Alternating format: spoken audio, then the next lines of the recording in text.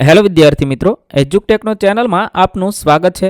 આજે આપણે શીખવાના છીએ ધોરણ 4 વિષય ગુજરાતીનો પાઠ 7 નક્ખમ ધક્ખમ ધડાપડા બૂમ.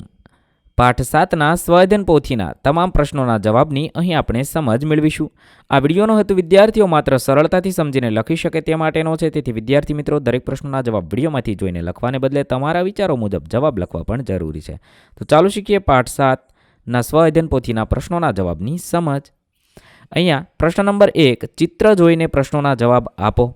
અહીંયા એક ચિત્ર આપેલું છે, તે ચિત્ર જોવાનું છે અને તેના આધારે આપણે નીચેના પ્રશ્નોના જવાબ વિચારીને લખવાના છે.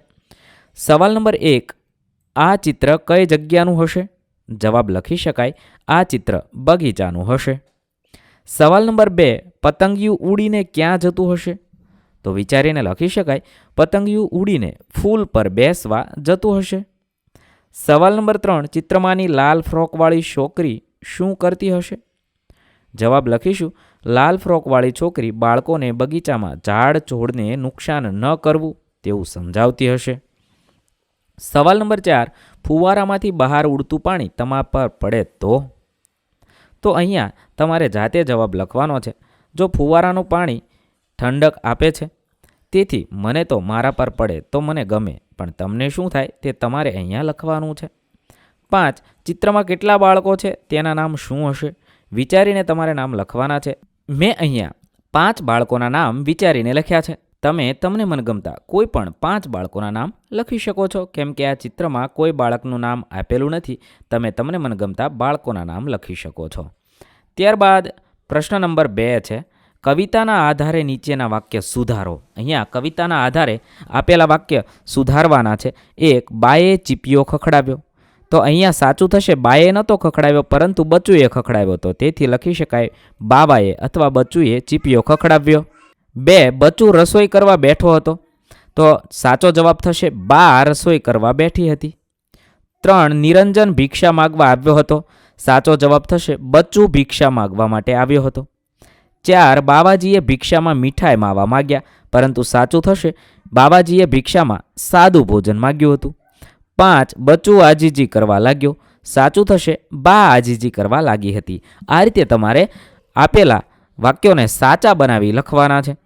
ત્યારબાદ પ્રશ્ન નંબર 3, પાઠ્યપુસ્તકના પાના નંબર 122 ઉપરની કવિતા બમ બમ ભોલાનું પઠન કરવાનું છે અને તેમાં આવતા શબ્દ ચોરસમાંથી શોધી તેના ફરતે વર્તુળ કરવાનું છે. તો તેની અંદર આવતા શબ્દ છે આટો, આજીજી, ભિક્ષા, ભભૂત અને સરપાવો. મેં અહીંયા છે તેના ફરતે વર્તુળ કરેલું છે. તમે આ રીતે વર્તુળ કરી જવાબ લખી શકો છો. ત્યારબાદ પ્રશ્ન નંબર 4, નીચેના પ્રશ્નોના જવાબ લખો. સવાલ નંબર 1, બચુની જેમ તમે ભિક્ષા માગવા જશો તો શું માગશો? અહીંયા તમારે તમારી જાતે વિચારીને જવાબ લખવાનો છે. બચુની જેમ હું પણ સાદું ભોજન માગીશ. જો તમે બીજું કાંઈ માગતા હોય તો તમે લખી શકો છો. 2, ભિક્ષામાં જે માગશો તે કોઈ નહીં આપે તો તમે શું કરશો? તો જે વસ્તુ મળી હોય એનાથી હું સંતોષ માનીશ. આવી રીતે તમે શું કરશો તે અહીંયા લખવાનું છે. 3, તમારે બચુની જેમ બાવાજી બનવું હોય તો શું કરશો? ભભૂત લગાવીશ, મોટો અંબોડો બનાવીશ, ચીપિયો લઈશ, બાવાજીના કપડાં પહેરીશ. આવી રીતે તમે શું કરશો તે અહીંયા લખવાનું છે. 4, ભિક્ષા માગવા જશો ત્યારે તમે શું બોલશો? તો ભિક્ષા માગવા જઈશ ત્યારે હું ભિક્ષામ દેહી મૈયા આવું બોલીશ. આવી રીતે તમે શું બોલશો તે અહીંયા લખવાનું છે. ત્યારબાદ 5, તમે ઘરે એકલા છો અને કોઈ ભિક્ષા માગવા આવે તો તમે તેને શું આપશો? હું ઘરે જે રસોઈ બનાવી હશે તે આપીશ, અથવા ઘઉં, લોટ, ચોખા જેવું કાચું સીધું આપીશ. તમે શું આપશો તે અહીંયા લખવાનું છે. ત્યારબાદ સવાલ નંબર 6, તમે જાદુ કરશો તો ખિસ્સામાંથી શું નીકળશે? હું જાદુ કરીશ તો ખિસ્સામાંથી પૈસા નીકળશે. 7, અંશુલ અને તૃપ્તિના વર્ગ શિક્ષકનું નામ શું હશે? અંશુલ અને તૃપ્તિના વર્ગ શિક્ષક શ્રીનું નામ કાજલબેન છે. 8, તમે જાદુગર બનો તો જાદુ કરતી વખતે કયો મંત્ર બોલશો?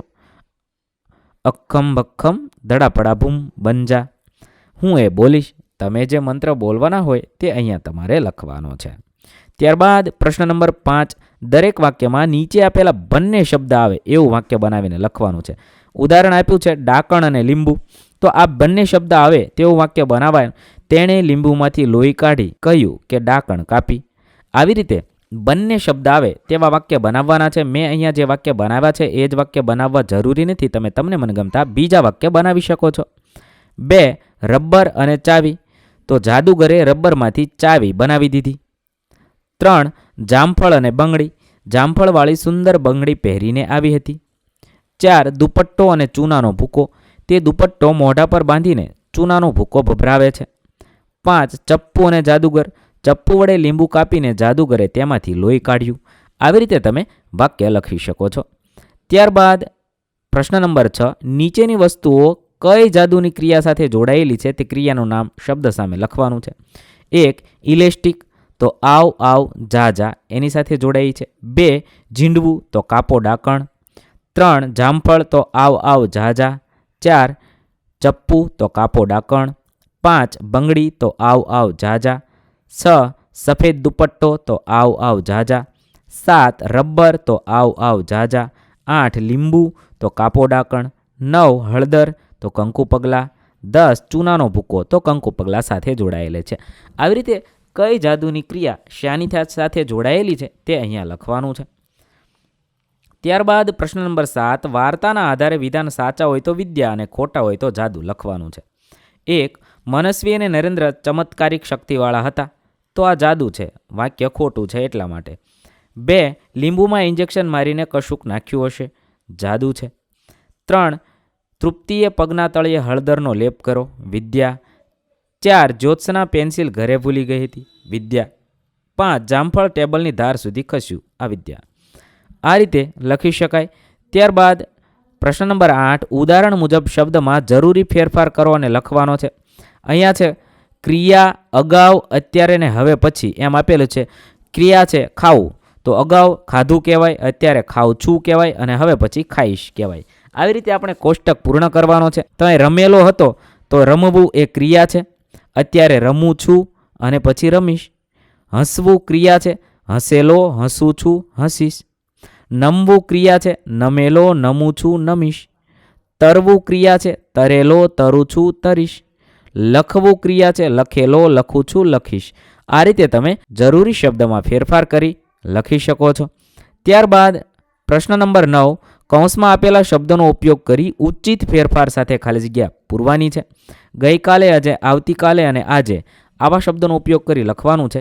1 ખાલી જગ્યા અમે રમકડા ખરીદવા જવું ક્રિયાને આધારે આવતીકાલે અમે રમકડા ખરીદવા જઈશું.